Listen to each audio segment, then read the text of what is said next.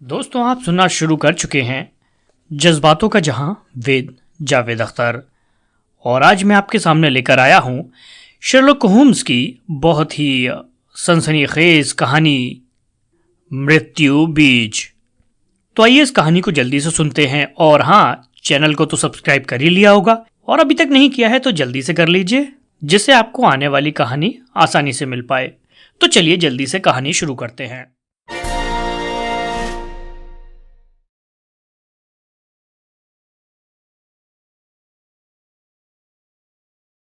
मुझे आपको बताने की आवश्यकता नहीं कि मेरे दिमाग में कितनी अशांति थी। मैं पूरी तरह से निश्चित था कि उनके चारों ओर कोई जाल बुना गया था। इस ढंग से मुझे उत्तराधिकार की प्राप्ति हुई। आप पूछेंगे कि मैंने इससे छुटकारा क्यों नहीं पा लिया। मेरा जवाब है, क्योंकि मुझे अच्छी तरह से विश्वास था कि हमारे कष्ट चाचा के जीवन की किसी घटना पर निर्भर थे और खतरा एक घर में उतना ही होगा जितना दूसरे घर में। ये जनवरी 85 की बात है कि बेचारे मेरे पिता समाप्त हो गए और तब से 2 वर्ष 8 माह हो चुके हैं। इस दौरान मैं प्रसन्नता पूर्वक होश और में रह रहा हूँ और मैंने आशा करना प्रारंभ कर दिया था कि परिवार के ऊपर से यह श्राप हट गया था और पिछली पीढ़ी के साथ ही इसकी समाप्ति हो गई थी। मैंने आराम का अनुभव करना प्रारंभ कर दिया था कि कल सुबह उसी के अनुरूप उसी प्रकार का धक्का लगा जैसे मेरे पिता के साथ हुआ। युवक ने अपनी कोट की जेब से एक मुड़ा हुआ लिफाफा निकाला और मेज की ओर मुड़कर उसने इसे हिलाकर संतरे के 5 सूखे बीज निकाले। ये लिफाफा है, उसने कहा।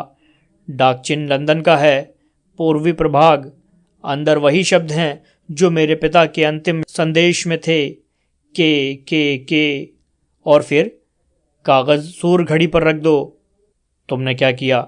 होम्स ने पूछा। कुछ नहीं। कुछ नहीं? सही बताऊं? उसने अपना चेहरा अपने पतले सफेद हाथों में छिपा लिया। मैं असहाय अनुभव कर रहा हूं। मैं उन बेचारे खरगोशों के समान अनुभव कर रहा हूं जिनकी ओर सांप बढ़ रहा होता है। मैं किसी विरोधहीन बला की पकड़ में आ गया लगता हूं, जिससे कोई पूर्वदर्शिता, कोई सावधानी रक्षा नहीं कर सकती। होम्स चिल्लाया, तुम्हें कुछ करना चाहिए लड़के, नहीं तो तुम गए। ऊर्जा के अतिरिक्त तुम्हें कुछ नहीं बचा सकती। यह निराशा का समय नहीं है। मैं पुलिस के पास गया था। अच्छा? पर वो मेरी कहानी पर मुस्कुरा रहे थे।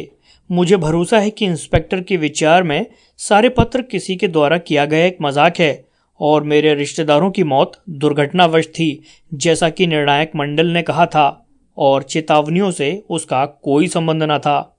होम्स ने अपने मुट्ठी बांधे हाथ हवा में लहराए। अविश्वासी मूर्खता, वो चिल्लाया। फिर भी उन्होंने मेरे घर में रुकने के लिए एक पुलिस वाला लगा दिया है। वो आज रात तुम्हारे साथ आया है? नहीं, उसे घर में रुकने के आदेश हैं। होम्स ने पुनः हवा में देखा। तुम मेरे पास क्यों आए हो? वो बोला। और सबसे बड़ी बात, तुम तत्काल क्यों नहीं आए? मुझे पता नहीं था। आज ही मैंने मेजर पेंडरगास्ट से अपने कष्ट के विषय में बात की और उन्होंने मुझे आपके पास आने की सलाह दी। तो मैं पत्र मिले 2 दिन हो चुके हैं। हमने इस पर पहले काम किया होता। मेरे विचार में आगे तुम्हारे पास इसके अतिरिक्त कोई प्रमाण नहीं है जो तुमने हमें सुनाया, कोई सहायक ब्यौरा नहीं जिससे हमें मदद मिल सके। एक बात है, जॉन ओपेनशा बोला। उसने अपने कोट की जेब से एक नीले रंग का धुंधला सा कागज बाहर खींचा और इसे मेज पर बिछा दिया। मुझे याद है, वो बोला, कि उस दिन जब मेरे चाचा ने कागज जलाए थे, मैंने देखा कि बिना जले छोटे किनारे जो राख में पड़े थे इस रंग के थे। ये एकमात्र कागज मुझे उनके कमरे के फर्श पर मिला था। मैं सोचता हूं कि शायद उनमें से एक कागज हो सकता है जो जलाते वक्त उड़ गया होगा, और कुछ भी सहायक नहीं। मेरे अपने विचार में ये किसी निजी डायरी का पन्ना है और इस पर निसंदेह मेरे चाचा की हैंडराइटिंग है। होम्स ने लैंप सरकाया और हम दोनों कागज पर झुक गए। इसकी उधड़ी किनारी बता रही थी कि इसे किसी डायरी से फाड़ा गया था।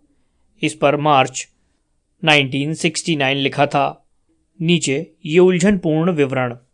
4 को हडसन आया, वही पुराना मंच। 7 को मैककॉले, पैरेमोर और सेंट ऑगस्टिन जॉन स्वेन को बीज भेजे। 9 को मैकॉले हट गया, 10 को जॉन स्वेन हट गया, 12 को पैरामोर से मिले। सब बढ़िया, धन्यवाद। कागज को मोड़कर अपने अतिथि को लौटाते हुए होम्स ने कहा, अब तुम्हें किसी वजह से एक पल भी नहीं गंवाना चाहिए। जो कुछ तुमने हमें बताया है, हमारे पास उसके विषय में बात करने का भी समय नहीं। तुम तुरंत घर पहुंचो और काम करो। मैं क्या करूं? एक काम है जो तुरंत किया जाना है। तुम इस कागज को उसी पीतल के बक्से में रखो जिसके बारे में तुमने हमें बताया। इसमें यह भी लिखकर रखना कि अन्य कागज तुम्हारे चाचा द्वारा जला दिए गए थे और ये आखिरी बचा है। तुम सहमत होंगे कि इस पर उन्हें विश्वास हो जाएगा। ये करके बक्से को तुरंत सूर्य घड़ी पर निर्देशानुसार रख देना। समझ गए? पूर्ण रूप से। अभी बदला लेने या इस प्रकार की बातें मत सोचो। मेरे ख्याल से वह हम कानून द्वारा ले सकते हैं, पर हमें अपना जाल बुनना है, जबकि उनका जाल पहले से ही बुना हुआ है। पहला काम तुम्हारे ऊपर से खतरा हटाना है, दूसरा इस रहस्य को स्पष्ट करना है और दोषियों को दंड दिलाना है। मैं आपको धन्यवाद देता हूँ। युवक ने उठकर अपना ओवरकोट पहने हुए कहा, आपने मुझे नया जीवन और आशा दी है। मैं वैसा ही करूँगा जैसा कि आपने सलाह दी है। एक पल भी मत गवाओ, और सबसे बड़ी बात, तब तक अपना ध्यान रखना, क्योंकि मैं नहीं चाहता कि इसमें कोई संदेह है कि तुम एक वास्तविक और तत्काल खतरे में हो। तुम वापस कैसे जाओगे? वाटरलू से ट्रेन द्वारा। अभी 9 नहीं बजे हैं। सड़कों पर भीड़ भाड़ होगी। मैं सोचता हूँ तुम सुरक्षित रहोगे, लेकिन फिर भी तुम अपनी उतनी सुरक्षा नहीं कर सकते। मेरे पास हथियार है। अच्छी बात है। कल मैं तुम्हारे मामले पर काम करूँगा। तब मैं आपको हॉर्शॉम में देखूँगा। नहीं, तुम्हारा रहस्य लंदन में है। मुझे यहाँ खोजना होगा। फिर मैं आपको बक्से और कागज़ के समाचार के साथ 1-2 दिन में मिलूँगा। मैं प्रत्येक विशेष बात में आपकी सलाह लूँगा। उसने हमसे हाथ मिलाए और विदा ली। बाहर हवा अभी भी चीख रही थी और खिड़की पर बरसात पड़ रही थी। अपना सिर आगे को झुकाए शर्लॉक होम्स कुछ समय तक तो मौन बैठा रहा। उसकी आंखें आग की लाल चमक पर झुकी हुई थीं। फिर उसने अपना पाइप सुलगाया और अपनी कुर्सी में पीछे झुक गया। वो नीले धुएं के छत तक उठते छल्लों को देख रहा था। वॉटसन, मैं सोचता हूँ, आखिरकार वो बोल पड़ा, हमारे अब तक के मामलों में ये सबसे ज़्यादा कल्पनाशील है। संभवतः 4 का चिन्ह छोड़ दें तो। अच्छा, हाँ, संभवतः उसे छोड़कर मुझे ये जॉन ओपेंचा शोल्टोस से भी अधिक बड़े खतरे में घिरा प्रतीत होता है। पर क्या तुमने, मैंने पूछा, कोई धारणा बनाई है कि ये किस प्रकार का खतरा है? उनके स्वभाव के विषय में तो कोई प्रश्न नहीं है, उसने उत्तर दिया। तब वो क्या है? ये के कौन है और वो क्यों इस दुखी परिवार के पीछे पड़ा है? शर्लॉक होम्स ने अपनी आंखें बंद कर ली और अपनी कुर्सी के हत्थों पर अपनी कोहनियां टिका दी। उसकी उंगलियों के पोर एक दूसरे को स्पर्श कर रहे थे। एक आदर्श तार्किक व्यक्ति, उसने टिप्पणी की, जब मात्र एक तथ्य देख लेता है, वह न केवल घटनाक्रम की श्रृंखला वरन आने वाले परिणामों तक को जान लेता है। जैसे क्यूवियर मात्र एक हड्डी से पूरे जानवर का वर्णन कर सकता है। इसलिए एक प्रेक्षक घटनाक्रम की श्रृंखला की एक कड़ी पूर्ण रूप से समझ लेता है। वह पूर्व की और आगामी अन्य को सटीक ढंग से कहने में समर्थ होगा। हम अभी तक परिणाम को नहीं पकड़ पाए हैं जिसे केवल तर्क द्वारा प्राप्त किया जा सकता है। समस्याओं को मात्र उन लोगों के अध्ययन द्वारा सुलझाया जा सकता है जिन्होंने इसका निराकरण अपनी बुद्धि की सहायता से किया है। इस कला को इसकी उच्चतम श्रेणी में प्रयोग करने के लिए यह आवश्यक है कि तर्ककर्ता को अपने संज्ञान में आने वाले प्रत्येक तथ्य को प्रयोग करने में समर्थ होना चाहिए। और तुम शीघ्र देखोगे कि ऐसा संपूर्ण ज्ञान होने पर होता है, जबकि आज के समय में मुफ्त शिक्षा और विश्वकोश होने के साथ ही ऐसा दुर्लभ है। ये इतना असंभव नहीं है कि एक आदमी को संपूर्ण ज्ञान हो जो उसके काम में भी सहायक होता है। यही मुझे अपने मामले में करना है। यदि मुझे ठीक से याद है तो हमारी मित्रता के प्रारंभिक दिनों में एक अवसर पर तुमने बहुत थोड़े ढंग से मेरी सीमाओं को परिभाषित किया था। हाँ, मैं हंसते हुए बोला, वो एकमात्र दस्तावेज था। फलसफा, नक्षत्र विज्ञान और राजनीति में तुम्हें शून्य मिला था, मुझे याद है। वनस्पति विज्ञान ठीक था, भूगोल बहुत बढ़िया। जहां तक कस्बे से 15 मील तक के क्षेत्र में कीचड़ के धब्बों का संबंध है, रसायन विज्ञान पर केंद्रित, शारीरिक अव्यवस्थित, संवेदनशील साहित्य और अपराध अद्वितीय, और वायलिन वादक, मुक्केबाज, तलवारबाज, वकील और जहर खाने वालों का तुम कोकेन और तंबाकू के साथ अनुमान लगा लेते थे। मैं सोचता हूं ये मेरे विश्लेषण बिंदु थे। होम्स अंतिम विश्लेषण पर खिलखिलाया। अच्छा, वो बोला। अब मैं कहता हूं, जैसा मैंने तब कहा था कि आदमी को अपने दिमाग की अटारी में वो सारा फर्नीचर रखना चाहिए जो उसके काम आ सकता है, और शेष अपने पुस्तकालय के कक्ष में रख सकता है, और जब चाहे तब उसे निकाल सकता है। ऐसे मामले में, जैसा आज रात हमें सौंपा गया, हमें निश्चित रूप से अपने सारे संसाधन खंगालने होंगे। कृपया अपने समीप की अलमारी में से अक्षर वाला अमेरिकी विश्वकोश मुझे दो। धन्यवाद। अब हमें परिस्थिति पर विचार कर देखना चाहिए कि हम इसमें से क्या निकाल सकते हैं। प्रथम स्थान पर हम इस ठोस धारणा के साथ आरंभ कर सकते हैं कि कर्नल ओपेनशाह के अमेरिका छोड़ने के पीछे कोई ठोस आधार था। आदमी जीवन के इस समय में अपनी आदतें नहीं बदलता।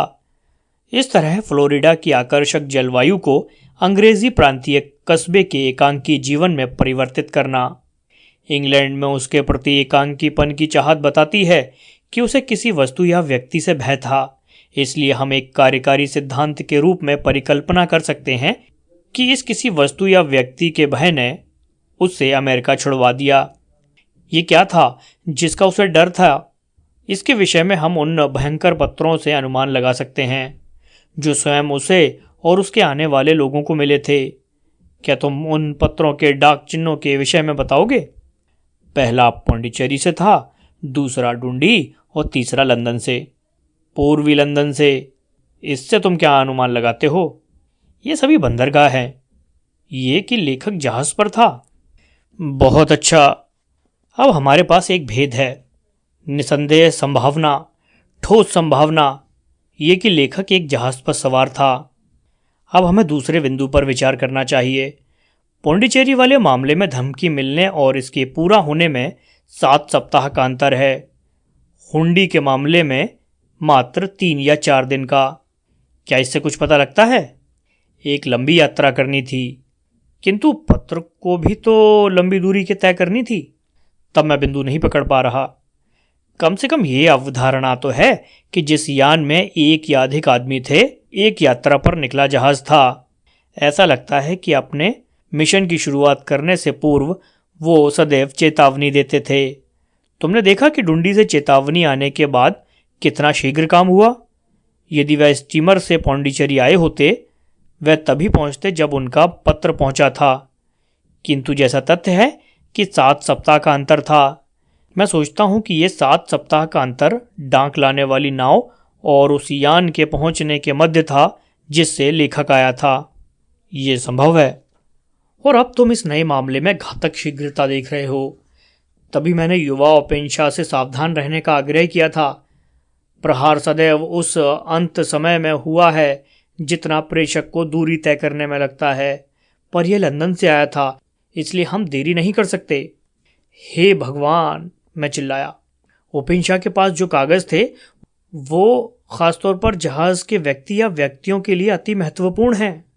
मैं सोचता हूं कि यह बिल्कुल स्पष्ट है कि वह एक से अधिक होने चाहिए। एक अकेला आदमी निर्णायक मंडल को धोखा देने वाले ढंग से 2 मौत नहीं ला सकता। इसमें कई आदमी रहे होंगे और वे संसाधन व निश्चय से भरपूर होंगे। उनके कागज जिस किसी के पास हैं वह उसे थामेंगे। इस ढंग से तुम देखो कि के किसी व्यक्ति के नाम के प्रथमाक्षर नहीं, बल्कि एक समिति का बिल्ला है। पर कौन सी समिति? क्या तुमने कभी? उसने अपने स्वर को धीमा बनाकर आगे झुकते हुए शर्लक होम्स ने कहा, क्या तुमने कभी कू क्लक्स क्लैन के विषय में नहीं सुना?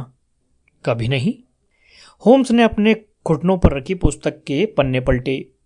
ये यहाँ है, वह बोला।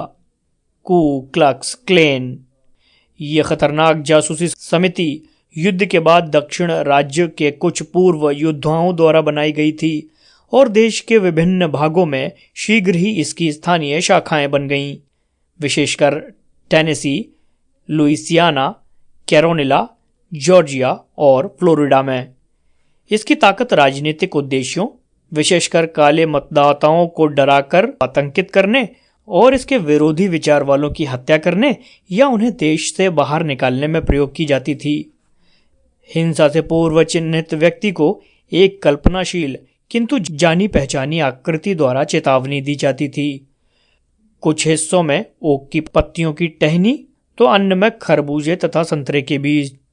ये मिलने पर शिकार अपने पूर्व ढंग खुले रूप में त्याग सकता था या देश छोड़कर भाग सकता था। यदि उसने बहादुरी दिखाई तो उसकी मृत्यु निश्चित थी, और वह भी आमतौर पर साधारण ढंग से। समिति का संगठन इतना संपूर्ण था और तरीके इतने व्यवस्थित थे कि शायद ही ऐसा कोई मामला दर्ज हो जिसमें किसी आदमी ने बहादुरी दिखाई हो और दंड से बच गया हो या उसकी हिंसा का संबंध उनसे जोड़ा जा सका हो। अमेरिकी सरकार और दक्षिणी समाज के उच्च वर्ग के प्रयासों के बाद भी कुछ वर्षों तक संगठन फलता फूलता रहा। सन 1869 में आंदोलन अचानक समाप्त हो गया। यद्यपि तब से उसी प्रकार के कार्य यत्र तत्र होते रहे हैं। तुम देखोगे, होम्स ने संस्करण रखते हुए कहा, कि समिति के अचानक टूटने और उपेक्षा के अमेरिका से उनके कागजों सहित गुम होने में संयोग था। इसके कारण वह प्रभाव रहे होंगे। कोई आश्चर्य नहीं कि उसे और उसके परिवार को रास्ते में कुछ शांत आत्माएं मिली होंगी। तुम समझ सकते हो कि इस पुस्तिका और डायरी में दक्षिण के किसी प्रथम व्यक्ति का नाम हो सकता है, और ऐसे बहुत से होंगे जिन्हें जब तक ये ना मिल जाए वह रात को चैन से सो नहीं पाते होंगे। फिर जो पन्ना हमने देखा वह वही है जैसा हम आशा कर सकते हैं। यदि मुझे ठीक से याद है तो इसमें लिखा था, आबासा को बीज भेजे, अर्थात उन्हें समिति की चेतावनी दी गई थी। फिर क्रमशः लिखा है कि आ और बा हट गए या देश छोड़ दिया, और अंततः किससे मिलने जाया गया था। मुझे डर है कि सा के साथ परिणाम बुरा हुआ। अच्छा, मैं सोचता हूँ कि डॉक्टर, हम इस अंधेरे स्थान पर थोड़ा प्रकाश डाल सकते हैं। मेरा भरोसा है कि युवा ओपेंशा के पास इस दौरान उतना ही अवसर है कि वह वैसा करे जैसा मैंने उसे बताया। आज रात इससे अधिक कुछ और कहा या करा नहीं जा सकता। इसलिए मुझे मेरी वायलिन पकड़ाओ और आधे घंटे के लिए हमें खराब मौसम और हमारे साथी आदमियों के खराब ढंग के विषय में भूल जाना चाहिए। सुबह मौसम साफ हो गया था और सूरज एक हल्की आभा के साथ बड़े शहरों पर टंगे धुंधले पर्दे के बीच चमक रहा था। जब मैं नीचे आया, शर्लॉक होम्स पहले ही नाश्ता कर रहा था। तुम मुझे क्षमा करोगे कि मैंने तुम्हारी प्रतीक्षा नहीं की, वह बोला। मैं देखता हूं कि आज मेरे सामने अति व्यस्त दिन है और मुझे युवा ओपेंशा का मामला देखना है। तुम क्या कदम उठाओगे? मैंने पूछा। यह अधिकांशतः मेरी प्रथम पूछताछ पर निर्भर करेगा। मुझे अंततः हॉशॉर्म जाना पड़ सकता है। तुम पहले वहां नहीं जाओगे? नहीं, मैं शहर से शुरुआत करूंगा। घंटी बजाओ और सेविका तुम्हारी कॉफी ला देगी। प्रतीक्षा करते हुए मैंने मेज पर से एक अनखुला अखबार उठाया और इस पर अपनी नज़र डाली। ये एक शीर्षक पर ठहर गई जिसने मेरे दिल को जमा दिया। होम्स, मैं चिल्लाया, तुम्हें बहुत देर हो गई। उफ, अपना कप रखते हुए वो बोला। मुझे इसी बात का डर था। ये कैसे हुआ? वह शांतिपूर्वक कह रहा था, लेकिन मैं देख रहा था कि वह गहन रूप से द्वेलित हुआ था। मेरी दृष्टि ओपेंशा के नाम और वाटरलू पुल के पास हादसा शीर्षक पर पड़ी और ये विवरण है।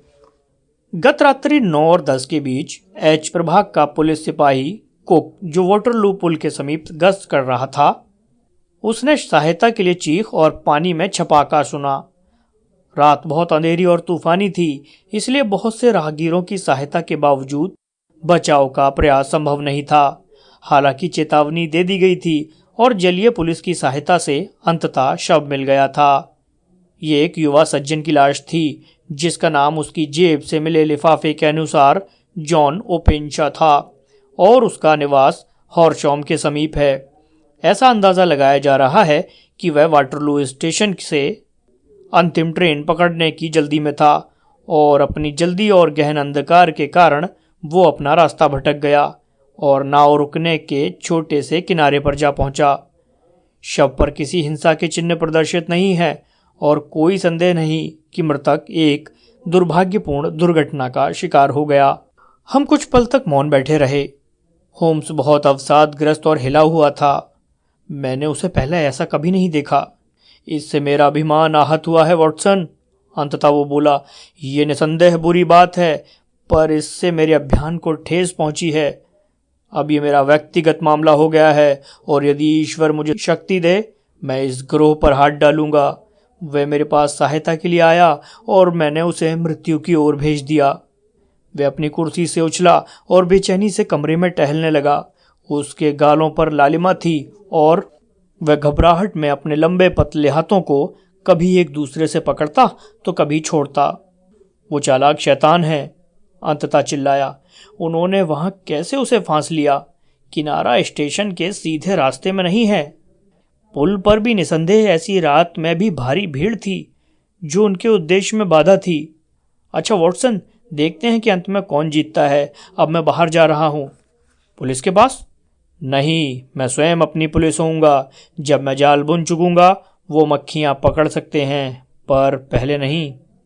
पूरा दिन मैं अपने व्यावसायिक काम में लगा रहा और देर शाम में बेकर स्ट्रीट लौटा। शर्लॉक होम्स अभी वापस नहीं आया था। लगभग 10 बजने को थे जब उसने प्रवेश किया। वो पीला और थका हुआ लग रहा था। वो मेज तक पहुंचा और पाव का एक टुकड़ा तोड़ा। वो उसे बुरी तरह खा गया और ढेर सारा पानी पी गया। तुम भूखे हो? मैंने टिप्पणी की। मरा जा रहा हूँ, मुझे याद नहीं रहा। मैंने नाश्ते के बाद कुछ नहीं खाया। कुछ नहीं? एक टुकड़ा भी नहीं। मेरे पास इसके बारे में सोचने का समय नहीं था। और तुम्हारी सफलता कैसी रही? बढ़िया। तुम्हें कोई भेद मिला? वो मेरे हाथ में है। युवा ओपेंशा बिना बदले के लंबे समय तक नहीं रहेगा। क्यों वॉटसन?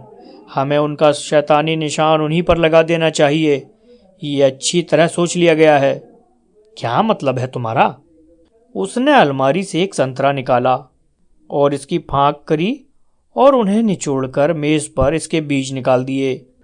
इनमें से उसने 5 बीज उठाए और उन्हें एक लिफाफे में डाला। इसके अंदर के हिस्से पर उसने लिखा JO के लिए SH। फिर उसने इसे बंद कर दिया और इस पर पता लिखा, कप्तान James Calhoun, Lone Star Savannah, Georgia. जब वह बंदरगाह पर प्रवेश करेगा ये उसकी प्रतीक्षा कर रहा होगा। उसने हंसते हुए कहा। ये उसकी नींद हराम कर देगा। वह उसे अपनी आगामी दुर्भाग्य के बारे में बताएगा जिस प्रकार तक ओपेंशा को अनुभव हुआ था। और यह कप्तान कैलहून कौन है? गिरोह का सरगना। मैं औरों को भी थामूंगा, पर पहले उसे। तुम्हें इसका पता कैसे लगा? उसने अपनी जेब से लंबा कागज निकाला। ये नाम और तारीखों से पूरा भरा हुआ था। मैंने पूरा दिन, वह बोला, लॉयड के रजिस्टर और पुरानी फाइलें देखने में खर्च किया है, और साथ ही ये भी कि 83 में कौन सा जहाज जनवरी और फरवरी में पौंडीचेरी से गुजरा था। उन महीनों में 36 जहाज निकले थे। उनमें से एक लोन स्टार ने मेरा ध्यान तुरंत आकर्षित किया क्योंकि वह लंदन से छूटना बताया गया था, लेकिन इसके नाम में संघीय प्रांतों में से एक का नाम था, मेरे ख्याल में टेक्सास। मैं निश्चित नहीं था और ना हूँ कि कौन सा, किंतु मैं जानता था कि जहाज़ अमेरिका से ही चला होगा। फिर मैंने ढूंढी अभिलेख खोजे और जब पाया कि जनवरी 85 में लोन स्टार वहाँ था, मेरा संदेह निश्चित हो गया। फिर मैंने लंदन बंदरगाह में इस समय उपस्थित जहाज़ के विषय में पूछा।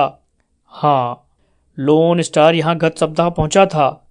मैं अल्बर्ट बंदरगाह पहुँचा तो पाया कि आज सुबह छूट चुका है और सवाना जा रहा है। मैंने गैफसेंड को तार भेजा और पता लगा कि वह थोड़ा समय पहले ही गुजरा था, और हवा चूँकि पूर्वी है, अतः निसंदेह वह गुडविंस पार कर गया होगा और वेट द्वीप से अधिक दूर नहीं होगा। तब तुम क्या करोगे? वो मेरे हाथों में है। जैसा मुझे मालूम हुआ है कि वो और उसके 2 साथी जहाज पर ऐसे हैं जो अमेरिका मूल के हैं, दूसरे लोग जर्मनी और फिनलैंड के हैं। मैं ये भी जानता हूँ कि पिछली रात वे तीनों जहाज से बाहर थे। ये मुझे जहाज पर माल लादने वालों से पता लगा। जब तक उनका जहाज सवाना पहुँचता है, डाक वाली नाव ये पत्र पहुँचा चुकी होगी और तार ने सवाना पुलिस को सूचित कर दिया होगा कि ये 3 सज्जन हत्या के आरोप में यहाँ बुरी तरह वांछित हैं। मनुष्य द्वारा बनाई गई श्रेष्ठतम योजनाओं में सदैव कोई ना कोई दोष निकल आता है। जॉन ओपेंशा के हत्यारों को संतरों के बीच कभी नहीं मिलने थे जो उन्हें यह दिखाते कि उन्हीं की तरह चालाक और दृढ़ प्रतिज्ञ एक अन्य उनके रास्ते पर था। उस वर्ष हवा बहुत भयंकर और तूफानी थी। हमने लंबे समय तक सवाना के लोन स्टार के समाचार की प्रतीक्षा की, किंतु यह हम तक कभी नहीं पहुंचा। अंत में हमने सुना कि अटलांटिक में दूर कहीं एक टूटी हुई नाव लहरों के बीच डूबती उतरती देखी गई, जिस पर LS अक्षर अंकित। तो ये थी आज की कहानी। आपको ये कहानी कैसी लगी कमेंट में ज़रूर बताइए, और आने वाली कहानी को सुनने के लिए चैनल को सब्सक्राइब कीजिए और बेल आइकन को हिट कीजिए ताकि आने वाली नई कहानी की नोटिफिकेशन सबसे पहले आपको मिले। तो मिलते हैं अगली कहानी में, और अंत तक सुनने के लिए सबका प्रेम पूर्वक धन्यवाद।